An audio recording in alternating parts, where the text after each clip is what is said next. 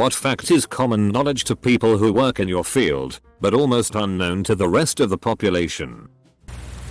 Software developer. 1. Nobody is able to tell how long a software project or even a part of it will take. If pressed by our managers, we go through a cycle of mourning and acceptance, which is when we pretend to know an estimate. 2. Formal qualification, including X years worked, count very little in our profession. Some 25-year-old can be a much better engineer than some 52-year-old. The degree to which this is true is quite different to most other areas of work. 3. Very few people know what they are doing. A shockingly big amount of work is done fingers crossed. You wouldn't construct bridges like we construct software. I worked as an insurance adjuster. Most people have no idea what homeowners insurance actually does. Here is a very simple guide to understanding what is covered by homeowners insurance. A sudden and one-time occurrence. While there are some exceptions to this, understanding those few words will help you understand 95% of what is and is not covered by your policy. Note: my experience applies to US insurance only. Turning your computer or phone off and on again will fix a solid 70-80% of all problems the device likely has. People think that turning off and on again is a joke, but it works most of the time. I've been doing IT for 20 odd years. If no one changed the configuration, turning it off and on again is going to fix the issue. Sometimes shit just happens and it needs a reset. Half the time my job seems to consist of being on conference calls with C-level executives explaining why we need to turn it off and on. And when I can do it, the answer is usually 3 weeks time. 4 AM Sunday morning. Being a civil attorney, we almost never go to jury trial and the job can be unbelievably boring. And the time and expense involved. It's not uncommon for suits, particularly those of large dollar amounts, to take 3-5 years to reach resolution. And the expenses can easily run into the mid-6 figures. Just settled an admitted liability crash case, where the only question was damages. Mid-6 figure settlement. High 5-figure expenses, mostly for doctors and experts. Took 3.5 years. An electrical engineer isn't an electrician. I repair large format printers for a living. They are designed by electrical engineers who make big bucks. I can diagnose a bad fuse on a PCB and replace it, but if the customer gets a CPU error or anything deeper, I suggest replacing the board. Every once in a while I get a guy who says, if you are a certified tech, how can you not repair the board? You just want more money for a new board. I have to explain to them that electrical engineers go to many years of school to be able to design these boards and make a lot of money doing so, and if I could do it I wouldn't be fixing printers. Most people understand, but some people won't budge. Most 911 calls an ambulance receives on a daily basis are not remotely close to being emergencies. EMT can confirm. About half of our calls are for patient transfers to between hospitals. The other half of calls are 911 calls. And only half of those 911 calls are true emergencies. And the only time we use lights and sirens is when a person is in deep shit and staring death in the face. So if an ambulance comes up to you L&S, move the FCK out of the way. Fast. No one is going to see your website if you don't have a strategy to drive traffic there. For whatever reason, people seem to think if you put something online, people are, at best, going to flock to it in droves. Or at worst at least stumble across it accidentally. But that's 100% not going to happen. Nobody's just going to stumble on your website. It's like putting a restaurant on the moon, not telling anybody about it, then wondering why no one's eating there. What are the best strategies for driving traffic to a website? Look up SEO. It takes a lot of work effort, and there are some experts out there who make a good money in marketing SEO. I used to do it as a side gig in college. I actually had a fun challenge trying to get a new site ranked at the top of the search over an existing company, which took a couple months. It's like black magic for some people. Virtually every piece of copper, aluminum, or steel you come across has been chopped to bits, refined, melted down and used to make whatever object it's a part of. Dozens, if not hundreds of times. Copper pipe? Probably started out as hundreds of different wires from various devices from around the world at one point. Gold and silver have been recycled much more than that. Because gold from multiple sources is routinely melted together. It is entirely possible that gold inside your wedding ring was the object of 1,000 murders. It is quite possible that some of your gold witnessed the burning of Troy, Carthage, and Tenochtitlan. Gold is the physical essence of human greed and malice. That's what is so great about it. Touching your fresh tattoo with your unwashed fingers is bad. It's absurd how many times we have to tell this to people. It's so logical. Like, if you were just stabbed with a knife, you wouldn't rub your dirty fingers all over the wound. So why would it be okay when you were just stabbed hundreds or thousands of times with a needle over a wide area? Edit. Let me clarify, I do understand the need to press hard on an open stab wound to staunch the bleeding or prevent internal organs from spilling out. And also that it may be important necessary to plug the hole with a finger or two to slow the bleeding until one reaches the hospital. Nevertheless, it is still infinitely preferable to administer this kind of first aid with sterile bandages and or with sterile gloves covering your dirty fingers. In short, whether there are hundreds of tiny puncture wounds or just one big one, you shouldn't rub dirty fingers hands over that part of your skin if at all possible. Heartworms are treatable for dogs, but not for cats. Also, keep on top of your heartworm prevention for your dog. If they get heartworm but you can prove that they've been continually covered, which isn't difficult, the receipts are good enough, and your vet will have them in their database, then the heartworm prevention manufacturer will pay for the treatment. Man. I love that you all love your pets. Most people are not good at detecting lies, and consistently score no better than chance, 50/50, when tested. The score goes up slightly when it's someone they know that they're talking to, but not much. Ironically, most people rate themselves as very good at detecting lies, but they're wrong. To add to this, experienced detectives are no better at telling who is lying and who is telling the truth than rookie police officers. The only difference is that they believe they are better. Right.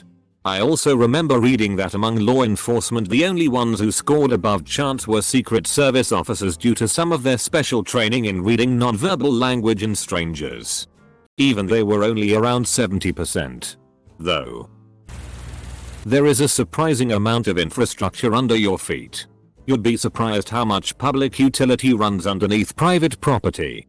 Always call before you dig. We had a garden in our backyard growing up. I used to dig in the spots where my mom didn't have any plants growing. I decided one morning that I was going to dig to China. I was young. Okay. And kept going until I hit a thick black cord. I stabbed at it with a shovel and saw all sorts of colors inside it. I thought I'd found some treasure, but what I was actually looking at was dozens of individual wires inside the cord. And what I'd done was take out the cable TV for the entire street. Edit. This happened in like 1985. That's why there was static on the TV. And there was no fiber involved. A corporate policy of requiring users to change their passwords every 90 days does not make your system more secure. It tends to actually make things less secure. I've been trying to run this up the chain where I work, but they're so set in their ways and because corporate says so. Okay. I don't want to hear you guys bitching when someone picks up the sticky notes around the office shop with people's usernames and passwords written on them and fucks everything up. And then you have the ones where it can't be anything related to the previous passwords you've used. I f***ing hate it. At my work the passwords aren't even allowed to have characters repeat twice or more in a row. If I tried to do hello and then some random numbers, it won't allow it because of the double L's in hello. Absolute stupidity. An elevator will go up to the top of the hoist instead of crash to the floor in most catastrophic failures due to the counterweights. I don't know if that makes my elevator anxiety better or worse. It all depends on whether there is a masked villain sawing at the rope holding the counterweights. Twirls mustache. Maps and their underlying data can be tweaked and modified to show any bias you want. How about statistics? Even easier. You want Americans to support foreign aid? Tell them the government barely spends 1% of its budget on it. Want them to oppose it? Tell them the government spends almost $50 billion on it. Same number. Rounded and expressed slightly differently. This kind of thing is the reason we have this common expression. There's lies. There's damn lies. And then there's statistics. Double quote. This is relatively well known, but it's not as big a deal as it should be. The severity of the handful of big data breaches we've seen in the past few years, Target, Equifax etc. The worst ones are the ones you don't hear about. Because the hackers were good enough not to be caught. I'm convinced we've had multiple breaches in our infrastructure, such as our electrical grid. And the only reason we've not heard about it is that the hackers, or the people they work for, haven't done anything nefarious with their access yet. Just because a disabled child person is non-verbal, that doesn't necessarily mean they can't understand everything you're saying. It's crazy how often I have to tell my own staff to watch what they're saying. These kids still get embarrassed or upset if you talk about the massive shit they just took right in front of the whole class. Edit. Never thought I'd be saying this. But thank you for the gold, kind stranger. The conversation this has caused has been amazing. I've loved reading through the replies and threads. And some of your stories have been really heartwarming. Thanks for making my day, Reddit. Your new house you just built probably has much better insulation than your old house from the 70s. Since the house is much more energy efficient, the size of the furnace and or air conditioner may be smaller than what you had at your old house, even if the new house is larger. And X200B. No. We can't use rules of thumb to size your HVAC equipment no matter what Google says. We have to use a load calculation, and that has to be approved by the building department. And X200B. Bonus. Having an HVAC system that runs all the time but just barely gets you to the temperature you want is more energy efficient than a larger system that turns off and on all of the time, even if it seems like the system is running constantly. Office copiers cost upwards of $7. 000 some can go for $15. 00020. 000 depending on print speed and capacity. My girlfriend's uncle is an architect at a big architect company here. They recently bought a new printer that could do all kinds of advanced stuff that was over 7/800K. It was under a water pipe which had a faulty connection. The pipe burst. Printer rendered useless. Not my current field. But when I worked at Starbucks, not a lot of people understood that a larger espresso drink does not always equals more caffeine. A tall drink has 1 shot. Grand has 2. And a venti also has 2. Unless it's iced and then it gets a 3rd shot. So many times customers would order a grand latte and say, you know what? You'd better make that a venti. I can use the extra caffeine, when in fact the larger size is just more diluted with milk. If you are looking for more caffeine, a drip coffee is going to be the most bang for your buck. Also, this seems really obvious, but a lot of people would get upset when they ordered a flavored coffee and saw that I would put syrup in it. No. Coffee beans do not naturally come in caramel, vanilla, toffee nut, raspberry etc. flavor. Also, this seems really obvious, but a lot of people would get upset when they ordered a flavored coffee and saw that I would put syrup in it. It must have been frustrating to deal with at the time. But that's hilarious to read about. I would have thought it was common sense that coffee beans only come in coffee flavor. Organic foods aren't necessarily grown without chemicals. There's a ton of organic label pesticides out there, many of which are just as toxic as their synthetic counterparts. Edit for clarification.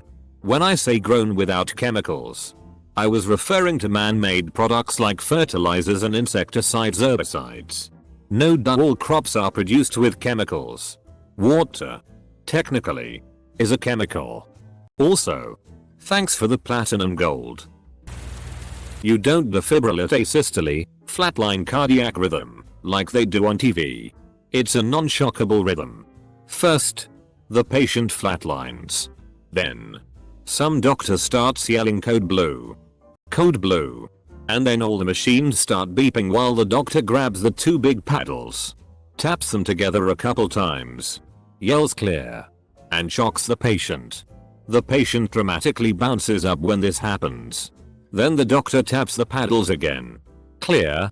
He shocks the patient. Patient jumps. He does this a few more times. Meanwhile there's like 8 people around manipulating all the tubes and hoses that are attached to the patient. Eventually, the doctor is in tears. He can't revive the patient. A kind old nurse says he's gone. Jim. He's gone. The doctor breaks down over the patient as the paddles dramatically fall to the floor. He says, "Call it, Doris." And the nurse looks at her watch and calls the time of death. Then the doctor stands up, removes his mask, says I'll let his wife know, and leaves the room. That's how it works. In designing 3D games, many programmers, even in big gaming companies, still have a hell of trouble with colliders, making it so the player doesn't fall through the floor, wall, through walls, etc. Everything should work correctly. But no. The solution? God knows. We all just layer dozens of colliders on top of each other and hope for the best. Why do you think there are so many walking through corner glitches? Edit. There are probably some programmers and companies who have this down. But I'm not 100% certified to talk about this or anything, in all honesty.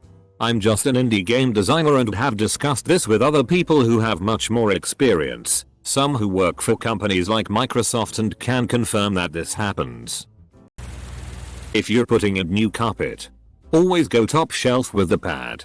The increase in cost is negligible and the upgrade to feel, usability and endurance of the rug on top will be way better dollar to value ratio than spending on the carpet itself. £8 memory foam is maybe $2 a yard more than trash apartment grade stuff, but 10 times better underfoot.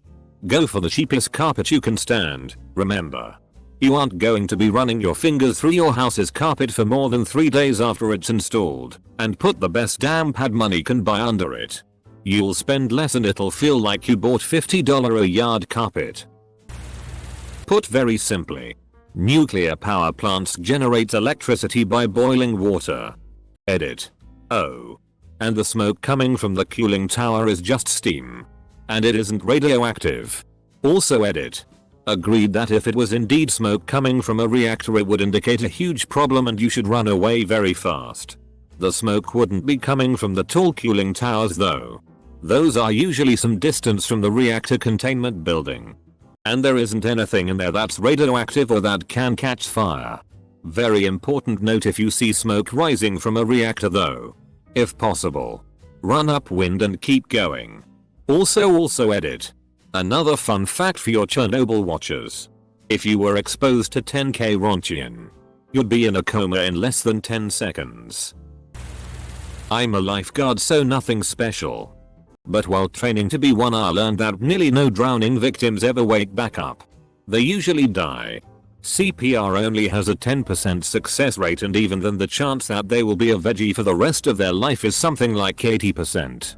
So in reality you have about a 2% chance of ever being normal again if you drown. Moral of this story is, wear the life jacket if told to, and stop arguing with the lifeguards about how your child is a fish. True AI is a long way away. I'm a software engineer, and I work with a lot of algorithms. What's billed as AI today isn't quite artificial intelligence. It's just a bunch of advanced algorithms, some of which are capable of learning things in a very strict narrow scope. In other words, people, especially marketing, seem to use the terms machine learning and artificial intelligence interchangeably, when they shouldn't be. I guess I understand why. Artificial intelligence sounds cooler. But really none of these things can actually make decisions on their own, which is a true benchmark of AI. Is a long way away. I'm a software engineer, and I work with a lot of algorithms. What's billed as copying a comment of mine from elsewhere. Science and research have an incredibly high social prestige, so especially on sites like Reddit that are populated by young, liberal, college-educated people. Acquiring scientific knowledge is still considered by many one of the noblest human endeavors. The scientist is revered as this idealistic being focused purely on uncovering the truth of nature. However, the academic research system is deeply broken. It is a Ponzi scheme based on the exploitation of young people. The majority of labor in the academic research system is performed by PhD students and postdocs, who are overworked and underpaid, and who have very little opportunity to advance their careers in research. As a consequence, manipulation and cheating are epidemic in the academic community. What is valued are not truthfulness and a sober assessment of data. The most important thing for a young scientist is publication impact. Accordingly, those scientists who are able to blow their results out of proportion, without being caught, have a clear advantage in academic research. In science, the bullshitters often win. And you can't really blame the bullshitters and cheaters, since a high impact paper can oftentimes mean the difference between a stable job and poverty. Whenever you see a scientific study, especially one making revolutionary claims, you should assume that it's bullshit until it has been replicated. The vast majority of people with mental illness are not a danger to the general public. Only a very small number are and have committed assault or murder, usually against someone they know. This excludes suicide. Also, abuse of all forms is much more common than you probably think. This includes childhood sexual abuse, domestic violence, etc. Edit. Phrasing could have been better regarding suicide. Excluding suicide meant that in some jurisdictions it is considered a crime and or viewed as self-assault or injury against oneself. I did not mean that people who have committed suicide are more likely to be violent or be a danger to the public. Apologies for the confusion. Custodian speaking. Y'all are the reason everything is so f***ing nasty. Like. Seriously. Maybe not you specifically, but I guarantee it's someone you know. How f***ing hard is it? Flush the damn toilet. If you drop something, pick it up. If you spill something, let us know. Don't just let it sit hoping we'll see it. Don't throw a full cup of coffee in the trash. Run the water fountain a couple seconds if you drain your coffee there. If trash A is full, put it in trash B. Don't stuff A or just throw it on the ground. You know who you are. Close bracket. And for fuck's sake, if you're going to protest how Sally napkin bags, feminine product goes in the bag. Into a trash. Into a trash. Don't do it with permanent marker on the dispenser. Now I have to use harsh chemicals that would do more harm to the environment than a little plastic bag to clean the damn thing. And they contain the f***ing smell. TLDR. Support your friendly neighborhood custodian and don't be a f***ing lazy slob. No. You shouldn't refuse a raise because it'll put you into a higher tax bracket. It's a progressive system. You don't get taxed based on your total salary for the year. Rather, it progressively get taxed. $50,000 gets taxed higher than $1,000. I really wish I had a way to explain this better to people. That in the higher bracket isn't always a bad thing. My hubby freaked out when he realized I'd get taxed on my tips. Without getting taxed on them, I have no way to report them and they increase my annual income, which has helped our credit immensely. Still, I got a dishwasher who won't take a raise because he's afraid of the higher tax bracket. The residue analysis tests you see in every police procedural show out there? Hugely unreliable in real life. Also, fingerprints? They are not as easy to find as TV tells you. And even if a good fingerprint is found, that doesn't mean it's going to be of any use, since the all-encompassing fingerprint databases of fiction simply don't actually exist. If that isn't enough, here's one thing more. Psychological profiling is a pseudoscience, largely useless in real-life crime solving. So, yeah. Hollywood basically lies about everything regarding actual criminal investigation, particularly homicides. Most murders are solved because things are pretty clear from the get-go. The girl had a jealous boyfriend who asked to meet her. Dude had an enemy who actually told everyone he was going to kill the other guy. Studying the dynamics of the case. How the person was murdered. What kind of information and access was needed to commit such a crime. and who had said information, access and reason to do so, is usually how you solve a murder. And those that can't be solved this way? Well, most of the murders that end up becoming mysterious were not mysterious at all. They became a mystery after a botched investigation, sometimes purposely. And those that are indeed mysterious will most likely remain unsolved forever. Modern cars aren't made weaker than old cars. Or at least not in the way people would expect. A good example of this is if an old car hits a modern car and the modern car is crumpled to FCK and the old car looks like nothing happened. The cars nowadays aren't weaker or made cheaper. It's a safety design, and the reason this happens is so that if you have a collision, the car's bodywork absorbs the energy of the impact and crumples, while you walk away from the crash relatively unharmed. An old car on the other hand doesn't absorb the impact, which means the energy of the impact is felt by everyone inside the car instead, which is extremely dangerous and depending on the severity of the accident can badly injure or kill the occupants of the vehicle. Your car isn't cheaply made. It's an intentional safety design by the company that has saved so many people from broken bones, potential paralysis and death. That a lot of truck drivers, especially out west, are at least partially distracted just to keep themselves from falling asleep behind the wheel. Some of us have YouTube or Netflix just for noise that's not talk radio, are reaching into their cooler for a snack or drink with one hand and lighting a cigarette with the other, all while steering with their knees. Others are talking on the phone while trying to keep their dog or cat out of their lap while also brushing their teeth and reading a map or GPS looking for a place to pull off for their break. And anyone who is a trucker that says they have never done any of that is either brand new or is a liar. We do pay a lot more attention when in the mountains or in populate area though.